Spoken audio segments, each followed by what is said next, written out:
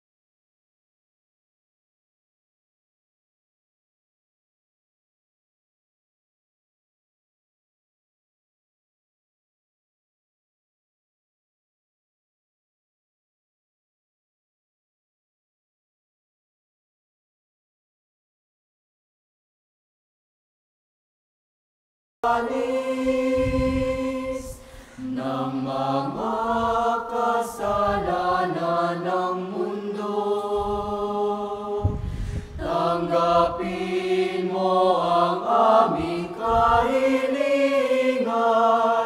Ikaw na naluklok sa kanan ng Ama.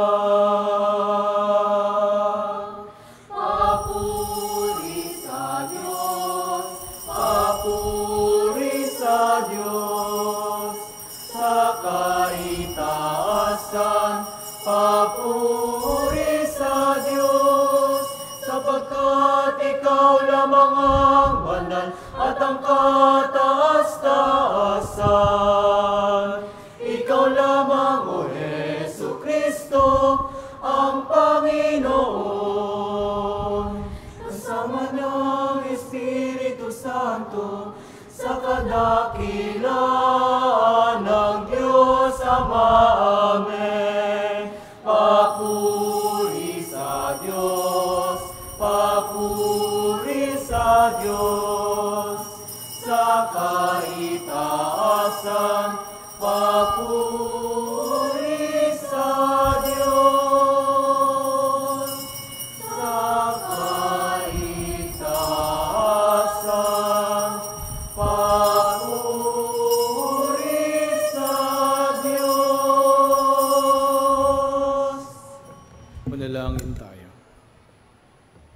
Ama naming makapangyarihan, nililingap mo ang mga walang inaasahan kundi ikaw.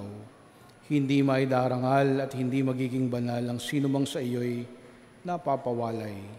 Dagdagan mo ang iyong kagandahan ng loob sa amin upang sa iyong pamumuno at pangangasiwang magiliw, mapakinabangan namin ang biyaya mo sa lupa bilang pagkakamit na namin sa makalangit mong pagpapala sa pamamagitan ng Jesucristo kasama ng Espiritu Santo magpasawalang hanggan. Amen.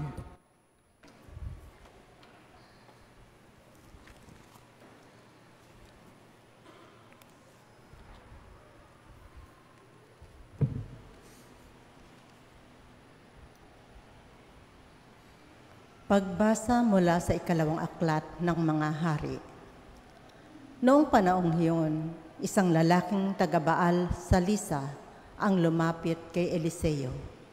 May dala siyang bagong aning trigo at 20 tinapay na yari sa unang ani niya ng sebada. Sinabi ni Eliseo, "Ihain ninyo iyan sa mga tao." Sumagot ang kanyang katulong, "Hindi ito magkakasya sa 100 tao." Inuutos niya uli, "Ihain ninyo iyan sa mga tao, sapagkat sinabi ng Panginoon, mabubusog sila at may matitira pa." At inihain nga nila iyon. Kumain ang lahat at nabusog, ngunit marami pang natira, tulad ng sinabi ng Panginoon.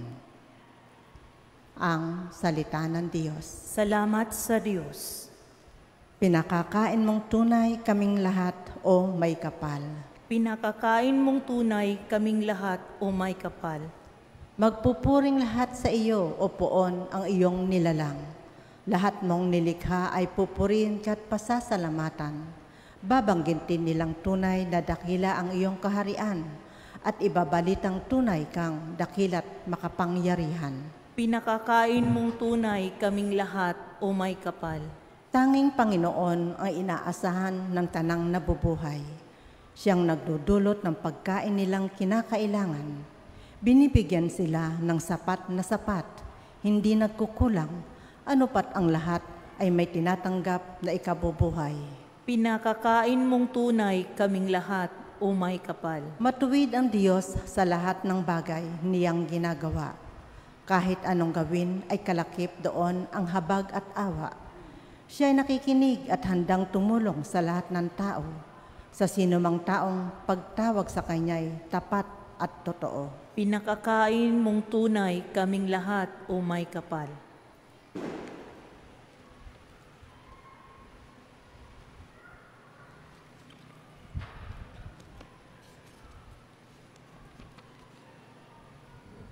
Pagbasa mula sa sulat ni Apostol San Pablo sa mga taga-Efeso.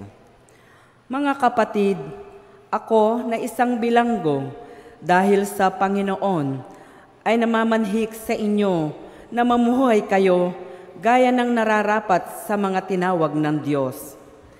Kayo'y maging magpakumbaba, mabait at matyaga. Magmahalan kayo at magpaumanhinan.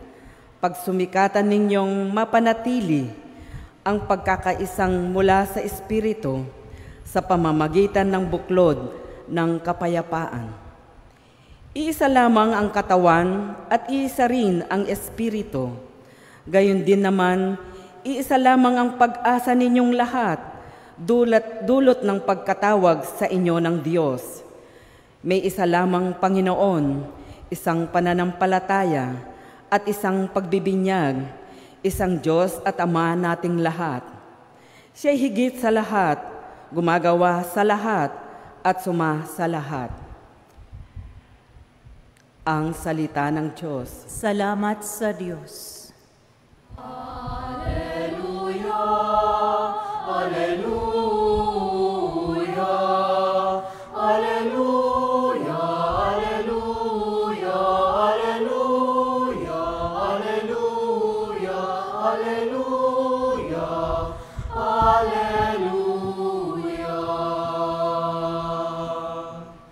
Alleluia, Alleluia.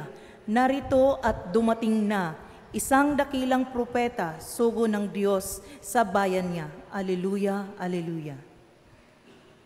Sumainyo ang Panginoon. At sumainyo rin. Ang mabuting balita ng Panginoon ayon kay San Juan. Papuri sa iyo, Panginoon. Noong panahong yun, tumawid si Jesus sa ibayo ng lawa ng Galilea na tinatawag ding lawa ng Tiberias. Sinundan siya ng napakaraming tao sapagkat nakita nila ang mga kababalaghang ginawa niya sa pagpapagaling sa mga may sakit. Umahon si Jesus sa burol kasama ang kanyang mga alagad at naupo roon. Malapit na noon ang pista ng Pasko ng mga Hudyo. Tumanaw si Jesus at nakita niyang dumarating ang napakaraming tao. Tinanong niya si Felipe, "Saan tayo bibili ng tinapay upang makakain ang mga taong ito?" Sinabi niya ito para subukin si Felipe, sapagkat alam ni Jesus ang kanyang gagawin. Sumagot si Felipe, "Kahit na po halagang 200 denaryong tinapay ang bilhin, ay di sasapat para makakain ng tigkakaunti ang mga tao." Sinabi ng isa sa kanyang mga alagad, si Andres, na kapatid ni Simon Pedro, "Mayroon po ritong isang batang lalaki na may dalang 5 tinapay na sebada at 2 isda. Ngunit gaano na ito sa ganyang karaming tao?" "Paupuin niyo sila," wika ni Jesus. Madamo sa lugar na iyon, umupo ang lahat. Humigit kumulang sa 5,000 ang mga lalaki. Kinuha ni Jesus ang tinapay at matapos magpasalamat sa Diyos ay ipinamahagi sa mga tao. Gayon din ang ginawa niya sa isda. Binigyan ng lahat hanggat gusto nila. At nang makakain na sila, sinabi niya sa mga alagad, "Tipunin ninyo ang lumabis para hindi masayang." Gayon nga ang ginawa nila at nakapuno sila ng 12 bakol. Nang makita ng mga tao ang kababalaghang ginawa ni Jesus, sinabi nila, "Tunay na ito ang propetang paririto sa sanlibutan." Nahalata ni Jesus na lalapit ang mga tao at pilit siyang kukunin upang gawing hari. Kaya muli siyang umalis ng mag-isa patungo sa kaburulan. Mga kapatid, ang mabuting balita ng Panginoon. Pinupuri ka namin, Panginoong Hesukristo.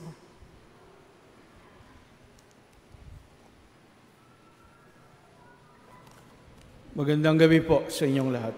Magandang gabi din po, Father. Sa mathematics o arithmetic, if we give something away, we end up with less that we started without.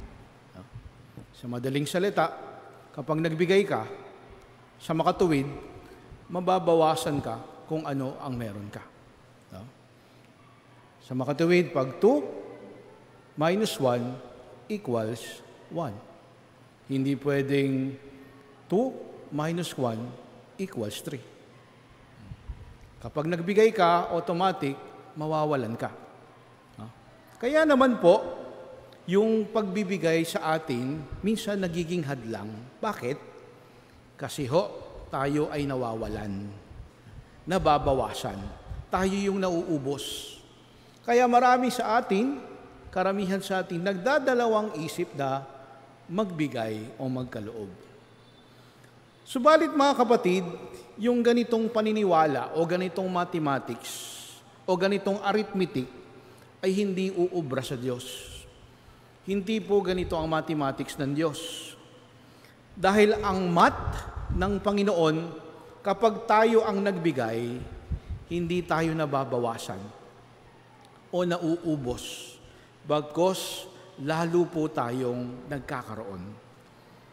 If we give something to God and to others, we end up with more on what we have. Sa madaling salita, ang biyaya ng Diyos ay hindi subtraction. Ang biyaya ng Diyos ay multiplication. Ano ang patunay nito? Ano yung magandang patunay nito? yung ating ebanghelyo ngayon. Kasi karamihan sa atin ngayon, ang turing sa Diyos ay parang isang bangko o investment. No? Magdedeposito ka para makakuha ka ng tubo. Hindi po ganon. Kung ganito po yung panuntunan natin, hindi po ito pagkakaloob. Hindi ito po pagbibigay. Ang tawag po doon, pag-iimpok. Wala ho tayo sa negosyo sa pananampalataya. Sa ating pagkaubos, tayo po ang napupuno. At sa ating pagkawalan, doon tayo nagkakaroon.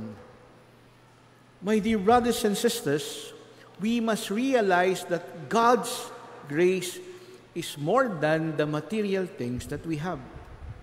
Higit pa sa mga ito. Ang biyaya ng Diyos ay higit pa sa meron tayo. Tandaan ho natin yan. Ang biyaya ng Diyos, hindi lang yung natatanggap nating araw-araw, bagkus kasama nito yung mga biyayang pangkalooban tulad ng pagmamahal, tulad ng awa, ng habag. Ang tanong mga kapatid, meron ba tayong dapat asamin pa sa mga biyayang ito? We cannot outgive God. In God, gifts multiply. In giving, my dear brothers and sisters, doon ho tayo nagkakaroon. Ito yung katotohanang ipinahayag ng ating ebanghelyo ngayon. Giving away gives us more. Ito yung patunay ng ating ebanghelyo ngayon. Sa ebanghelyo, narinig natin yung kwento. No? Kung paano yung pagbibigay, kung paano yung pagbabahaginan ay naging dahilan para magkaroon ang lahat. In giving, miracles happen.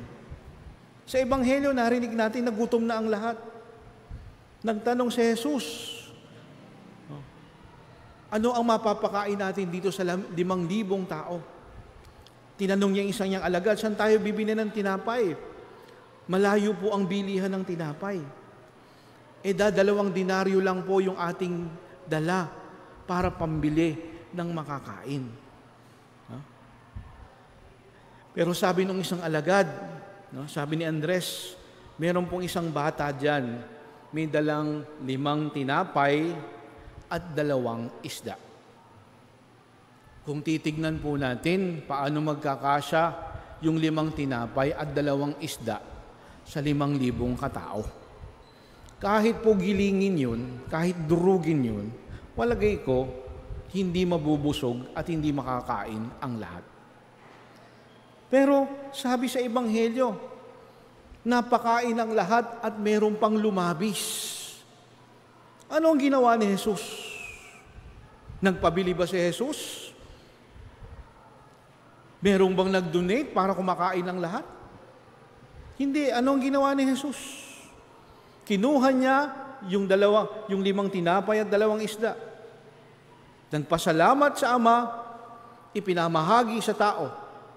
Nagulat ang lahat, naging sapat at nakakain ng lahat, at may lumabis pa.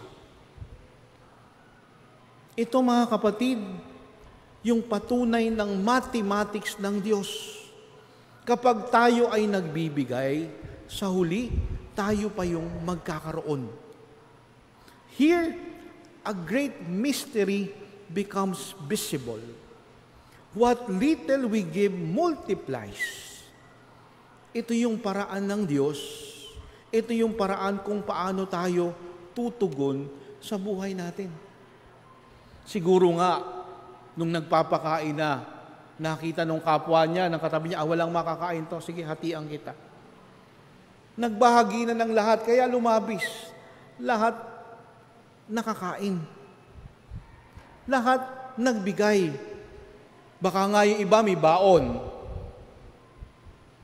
Nagkaloob lang, kaya lahat nakakain. Yun ang sinasabi ng Panginoon sa atin. Kahit po merong 5,000 tinapay doon, o kahit 10,000 isda. Kung merong ganid doon at merong madamot, hindi magkakasya sa 5,000.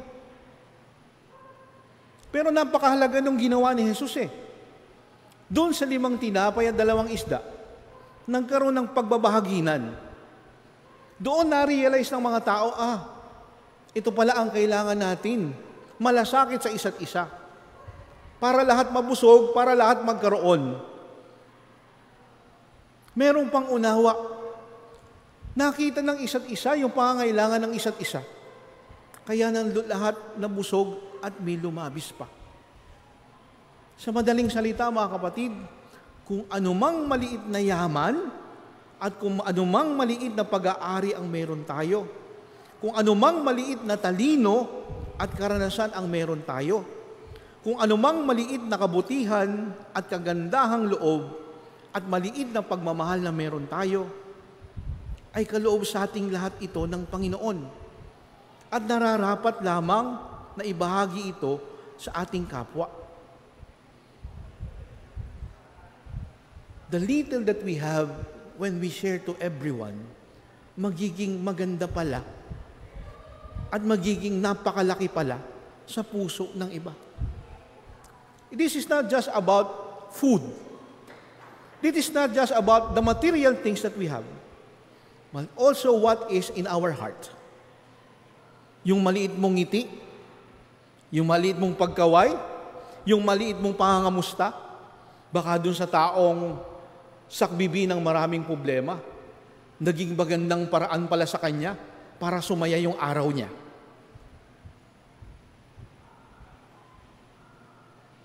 Yung maikling pangangamusta, kamusta ka ngayon? Baka makatulong ako sa iyo sa pinagdadaanan mo. Baka napakalaking bagay sa kapwa nating nangangailangan.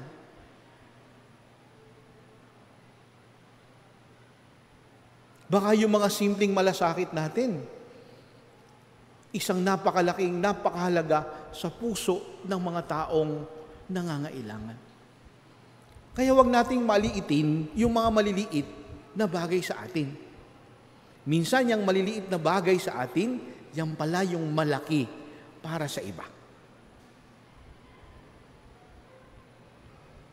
Yung maliit na 5 tinapay, yung maliit na 2 isda, naging malaki sa lahat.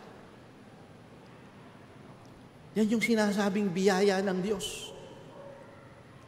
Kaya sana, sa ating pagkakaloob, huwag tayong mangimi. Huwag tayong magdalawang isip na magkaloob kung ano yung meron tayo. Kung ano yung, huwag lang yung sobra sa atin. Huwag lang yung hindi na natin ginagamit. Yung sa tingin nating makakatulong sa atin kahit mawalan ka, kahit maubos ka, kahit alam mong kailangan minsan ng buhay mo, pero pag nakita mo yung kapwa mong mga pangangailangan at nagiging masaya, doon nabubuo, minsan nagkakaroon tayo ng kabuuan sa atin. Yung kahit maubos ka, kahit mawalan ka, pero para magkaroon at maging masaya yung iba, napakalaki sa puso ng bawat isa sa atin. Ako po, I've been working with Caritas Manila since 2000, 2 years after my ordination. I've seen a lot of people who share what they have coming from their heart. Minsan, may pupunta doon mga bata. Magbibigay ng donasyon. Dala-dala nung magulang maghahandog ng kanyang donasyon. Pero magugulat ka doon sa bata. Magbibigay din. Ito po yung baon ko. Kahapon, ibibigay ko po ito pantulong doon sa ating sa mga nangangailangan.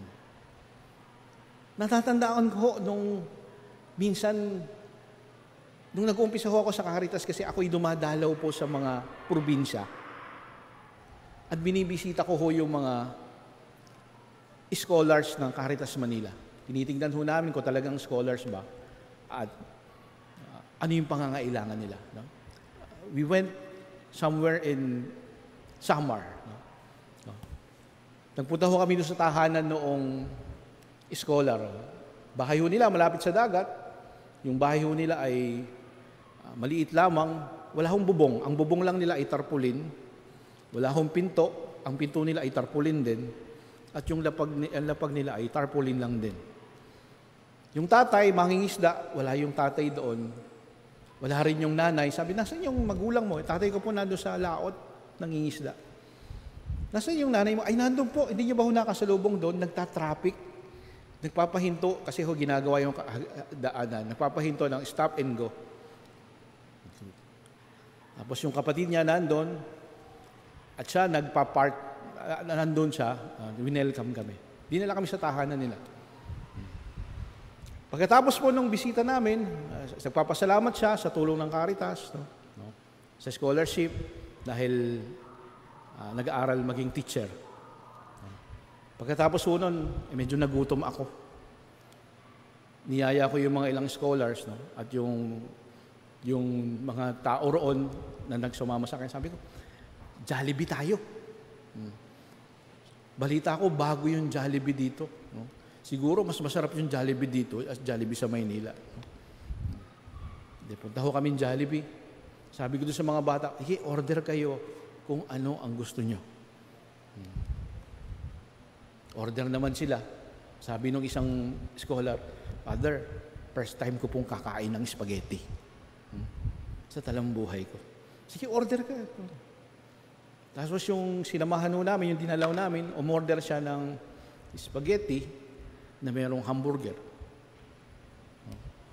Kain na kami. Napansin ko yung scholar na iyon ay hindi kinain yung hamburger. Yung spaghetti lang. At kalahati pa. Sabi ko, ba't hindi mo kinain yung order mo? Father, nakakahiyaman po. Gusto ko po kasing matikman ito ng aking mga kapatid. Sabi ko, hindi kainin mo. Bibili natin yung mga kapatid mo.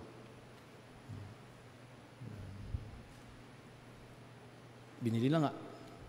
After a few years, when I went back, babalik po sana ako doon sa lugar na yon, hindi ako nakasama. At iniintay pala ako nung scholar na yun. Nagtatrabaho na pala siya. Sabi ko, nasan po si Father? Ba't hindi niyo kasama? Ay, merong ibang alalahanin kaya hindi nakasama. Sayang po. Kasi lilibre ko siya sa Jollibee. Alam niyo yung batang yon, naging manager ng Jollibee. Nagsikap. Ayun sasabi natin, yung mumunting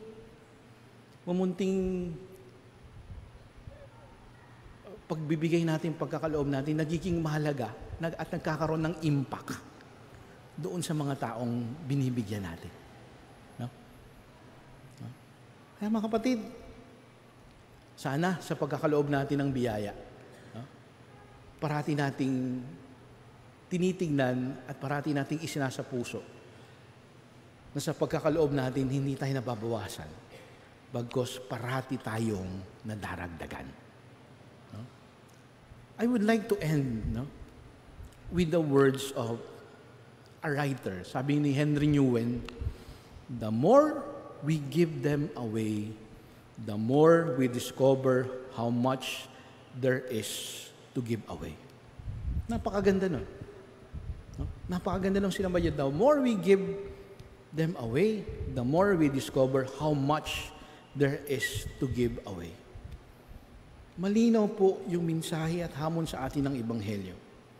Ang kakaunti at maliliit na naibibigay natin ng may pag-ibig na galing sa ating puso ay nagiging marami at sapat at lalong lumalago at nag-uumapaw.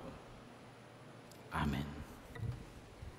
Ipahayag po natin ang ating pananampalataya. Sumasampalataya ako sa Diyos samang makapangyarihan sa lahat na may gawa ng langit at lupa. Sumasampalataya ako kay Jesucristo, iisang anak ng Diyos, Panginoon nating lahat. Nagkatawang tao siya lalang ng Espiritu Santo, ipinanganak ni Santa Maria ang Birhen, pinagpakasakit ni Poncio Pilato, ipinako sa krus, namatay, inilibing, nanaog sa kinaroonan ng mga yumao, nang maikatlong araw na buhay na maguli, umakyat sa langit, naluklok sa kanan ng Diyos amang makapangyarihan sa lahat. Doon magmumulang paririto at huhukom sa nangabubuhay at nangamatay na tao. Sumasampalataya naman ako sa Diyos Espiritu Santo, sa banal na simbahang Katolika, sa kasamahan ng mga banal, sa kapatawaran ng mga kasalanan, sa pagkabuhay na muli ng nangamatay na tao, at sa buhay na walang hanggan. Amen. Manalangin tayo sa Diyos upang tulad ni Jesus maging bukas palad at mapagmalasakit tayo sa mga kapatid nating nangangailangan at may mabigat na pasanin sa buhay. Sa bawat panalangin, Panginoon, dinggin mo kami. Panginoon, dinggin mo kami. Pagkalooban mo, Diyos Ama, ang Santo Papa, mga obispo, mga pari at mga diakono ng mabuting kalusugan at karunungan upang masigasig nilang matulungan ang mga nagugutom at nangangailangan. Manalangin tayo. Panginoon, dinggin mo kami. Turuan mo, Diyos Ama, ang mga pinuno ng aming pamahalaan na ilaan ang yaman ng bayan sa ikauunlad ng ekonomiya, ikararami ng trabaho upang matugunan ang pangunahing pangangailangan ng mga tao. Manalangin tayo. Panginoon, dinggin mo kami. Pagpalain mo, Diyos Ama, ang mga kasapi ng Mission Society of the Philippines sa kanilang pagpupunyagi na ibahagi ang mabuting balita. Manalangin tayo. Panginoon, dinggin mo kami. Gawin mong kasangkapan ng iyong awa at malasakit kaming lahat na narito ngayon, Diyos Ama, nang sa gayoy maipalaganap mo ang iyong kaharian dito sa lupa. Manalangin tayo. Panginoon, dinggin mo kami. Para sa lahat ng nakatatanda, lalo na ang mga lolo at lola, naway hanggang sa dapit hapon ng kanilang buhay, manatili silang tagapagpatunay sa mga pagpapahalagang Kristiyano at paninindigan na siyang matatag na sandigan ng bawat lipunan. Manalangin tayo. Panginoon, dinggin mo kami. Sa banal mong awa, marapatin mong mamalas ng napayapa naming mga kapatid ang iyong liwanag ng muling pagkabuhay. Manalangin tayo. Panginoon, dinggin mo kami. Sa katahimikan ng ating puso, ibulong natin sa Diyos ang ating kahilingan.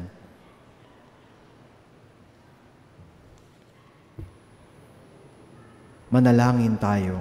Panginoon, dinggin mo kami. Mapagmahal na Ama, pakinggan mo ang mga panalangin ng iyong bayan. Buksan mo ang iyong puso sa pagtangis ng aming mga kapatid at nagugutom at nauuhaw sa iyong salita. Hinihiling namin ito sa pamagitan ni Kristong aming Panginoon. Amen.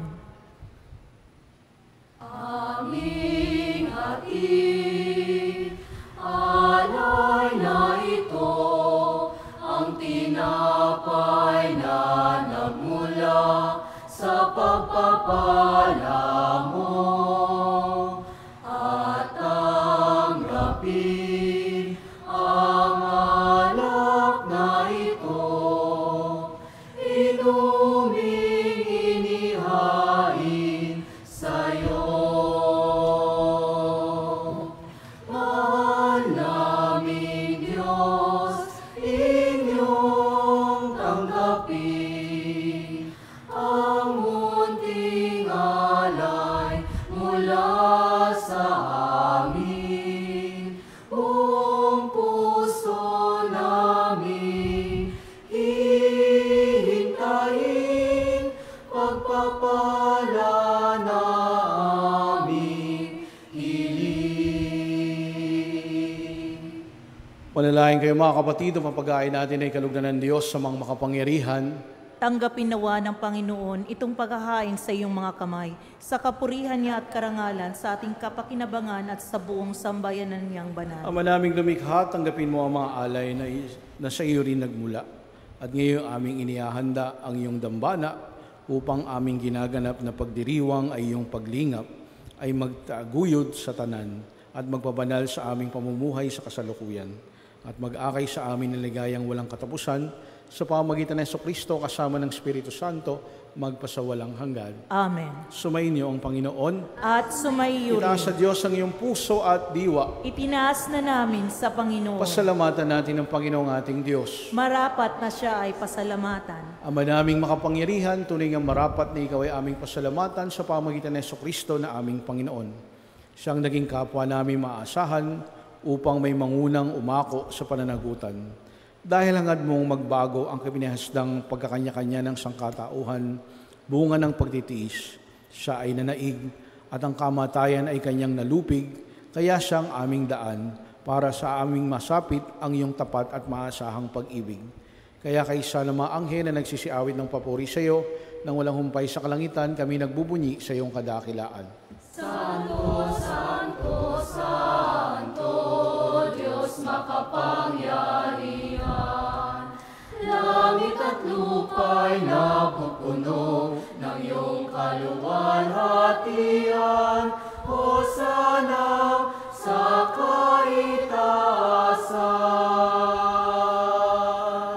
Pinagpala ang naparirito sa ngalan ng Panginoon. Hosana sa kaitaasan.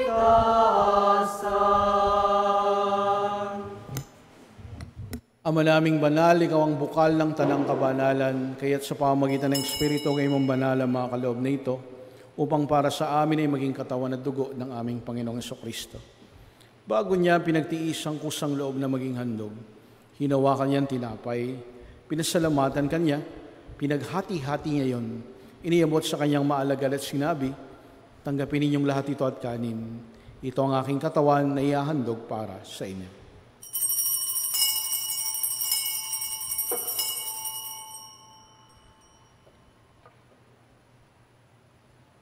Kaya hindi naman nang matapos ang hapunan, hinawakan niya ang kalis, muli kanyang pinasalamatan. Iniabot niya ang kalis sa kanyang maalagal at sinabi, tanggapin ninyong lahat ito at inumin. Ito ang kalis ng aking dugo ng bago at walang hanggang tipan. Ang aking dugo ay bubuhos para sa inyo at para sa lahat sa ikapagpapatawad ng mga kasalanan. Gawin niyo ito bilang pag-alaala sa akin.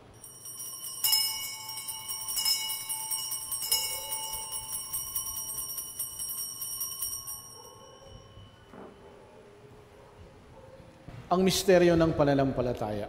Si Kristo ay namatay, si Kristo ay nabuhay, si Kristo ay babalik sa wakas ng panahon.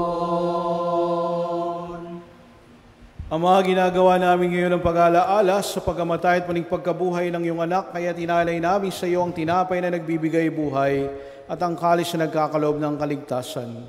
Kami nagpapasalamat dahil kami yung minarapat na tumayo sa harap mo para maglingkod sa iyo. Isinasamo namin kami magsalo-salo sa katawan at dugo ni Kristo ay mabuklod sa pagkakaisa sa pamamagitan ng Espiritu Santo. Ama, lingapin mo ang iyong simbahang laganap sa buong daigdig. Puspusin mo kami sa pag-ibig. Kaysa ni Francisco na aming Santo Papa at ni Jose na aming Obispo at ng Tanang Kaparian. Alalahanin mo rin ang mga kapatid naming nahimlay na may pag-asang sila'y muling mabubuhay gayon din ang lahat ng mga pumanaw. Kaawaan mo sila at patuloyin sa iyong kaliwanagan. Kaawaan mo at pagindapatin kaming lahat na makasalo sa iyong buhay na walang wakas. Kaysa na mahal na Birheng Maria na ina ng Diyos. Kaysa ni San Jose ng kanyang kabiyak ng puso. Kaysa ng mga apostol at lahat ng mga banal na namuhay sa daigdig ng kalugod-lugod sa iyo. Pagdiwang naman namin ang pagpupuri sa ikararangal mo sa pamamagitan ng iyong anak na aming Panginoong Jesucristo. Sa pamamagitan ni Kristo, kasama niya at sa Kanya, ang lahat ng parangal at papuri ay sa iyo. Diyos amang makapangyarihan, kasama ng Espiritu Santo, magpasawalang hanggan. Amen. Amen. Amen.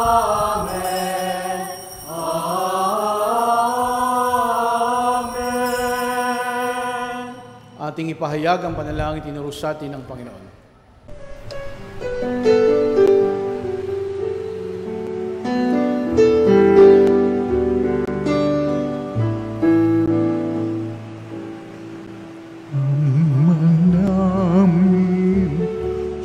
sumasalangit ka, sambahin ang ngalan mo, mapasamin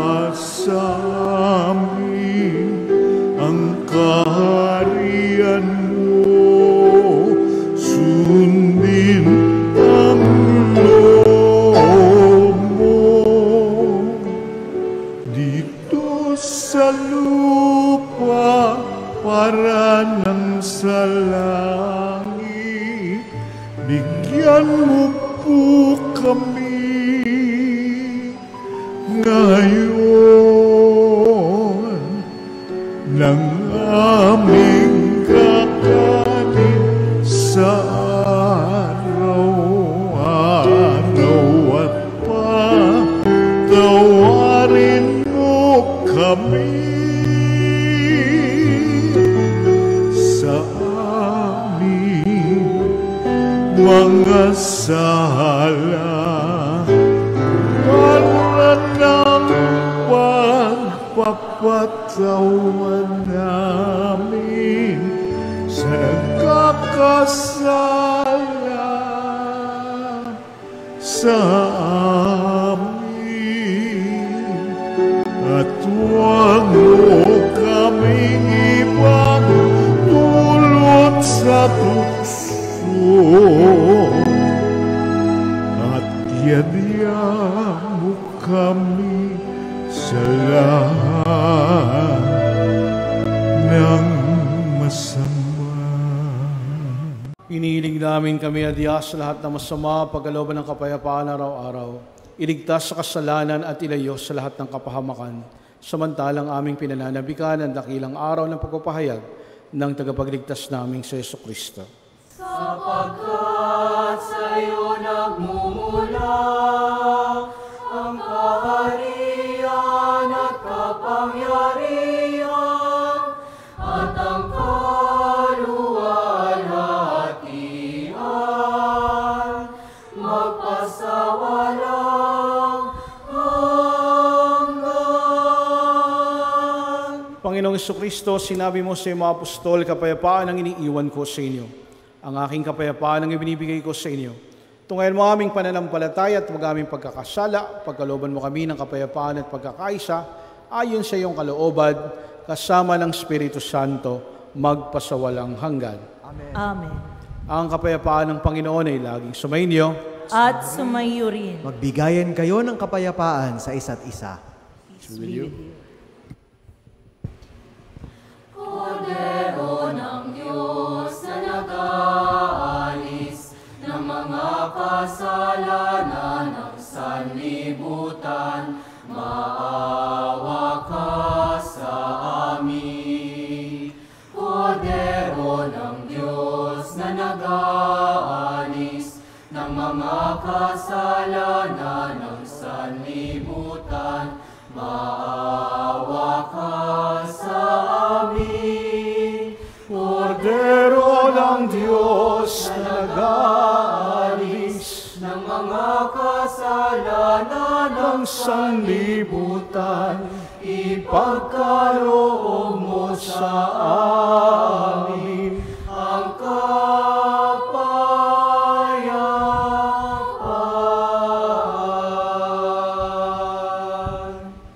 Mga kapatid, narito si Jesus, ang Kordero ng Diyos, na siya nag-aalis sa mga kasalanan sa libutan. Palad po tayong tatanggap sa kanyang piging. Panginoon, hindi ako karapat-dapat na magpatuloy sa iyo, ngunit sa isang salita mo lamang ay gagaling na ako.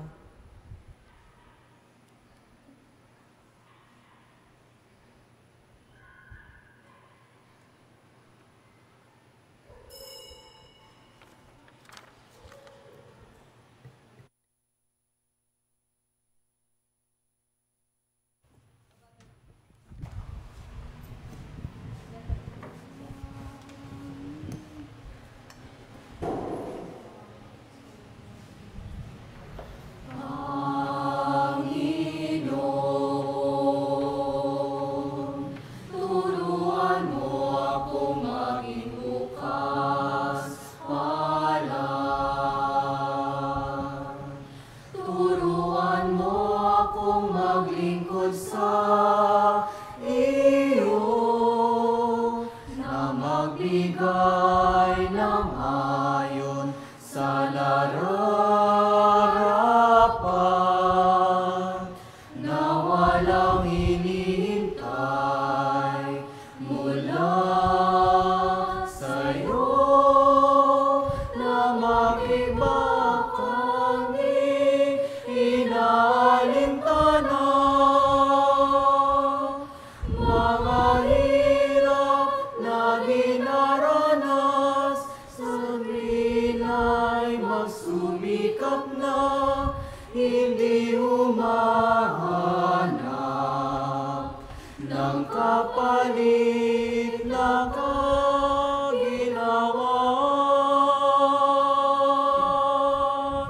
Na di naghihintay, kundi ang aking mabati, na ang loob mo'y siyang sinusundan.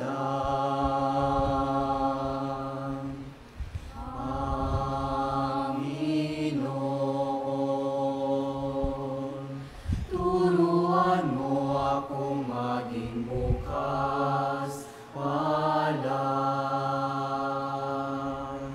Turuan mo akong maglingkod sa iyo, na magbigay ng ayon sa nararapat, na walang hinihintay mula sa'yo.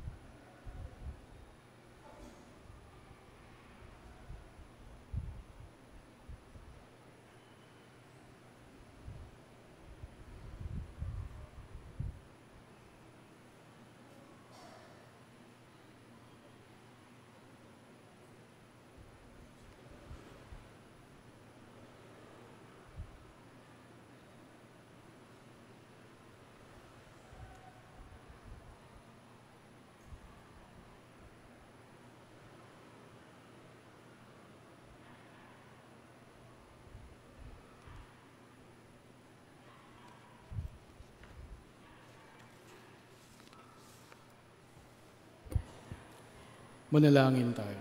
Magsitayo po ang lahat. Ama naming mapagmahal, pinagsaluhan namin sa banal na pakikinabang ang alaalang walang kupas ng iyong anak na nag-alay ng sarili niyang buhay para sa aming kaligtasan. Ipagkaloob mong ito ay magdulot ng pag-unlad sa ipinamana niya sa aming pagliligtas. Bilang tagapamagitan kasama ng Espiritu Santo, magpasawalang hanggan. Amen. Bago po tayo magtapos, ngayon po ay araw ng mga lolo at lola. May I invite the mga lolo at lola. Today is the day for the elderly. May I invite for the blessing. Lahat po ng mga lolo at lola. Mga lolo at lola, please come forward for a blessing. Ngayon po ay linggo for the elderly. Mga senior.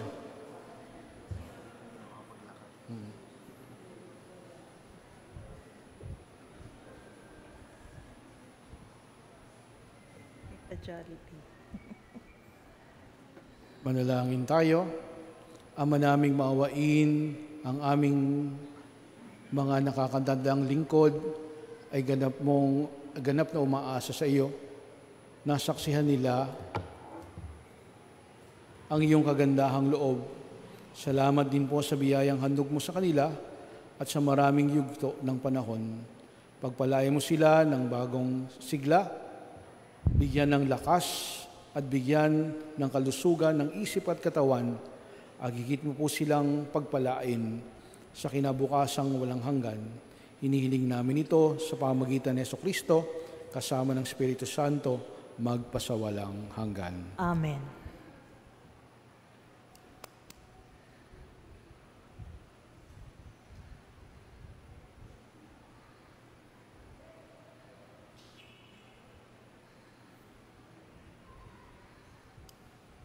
Happy Lolo Lola Day. No,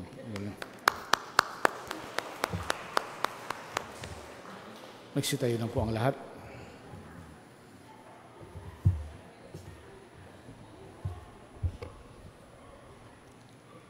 Sumainyo ang Panginoon. At sumayo rin.